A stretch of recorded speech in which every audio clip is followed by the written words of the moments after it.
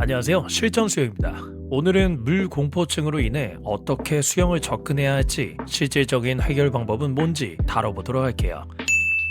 먼저 물을 무서워하시는 분들은 단체반을 피하시는 걸 추천드립니다. 보통 수영 단체반이라고 하면 선생 한 명에 적게는 8명에서 20명까지 이루어져 있는데요. 실제 제가 단체반을 운영하는 곳은 20명을 받고 있습니다. 여기서 물에 빠르게 적응하시는 분들도 계시지만 얼굴을 물에 담그는 것 자체가 어렵고 무서워하시는 분들도 자주 보입니다. 그러면 이분들 실제 강습은 어떨까요? 1레인에서 다들 발차기를 시작하면 파도는 계속 치고 물은 계속 먹고 앞사람은 멀어져서 빨리 쫓아가고 싶은데 몸과 마음은 따로 놀고 내 뒷사람은 밀리고, 이게 한 번, 두 번 수업이 반복되면 포기하고 마음을 접어버립니다. 그래서 소그룹으로 물을 무서워하시는 멤버끼리 수영을 시작하거나 개인 레슨으로 진행해서 차근차근 단계를 밟아가시는 걸 추천드립니다. 과거로 돌아가서 제가 7살 때 가족들과 서해 바다로 여행 간 적이 있었는데 부모님이 짐을 정리하는 동안 몰래 바다에 들어갔었죠. 이때 물이 빠지고 있는 시간인지도 모르고 휩쓸려서 정말 위험한 상황이었고, 어떤 한 아주머님이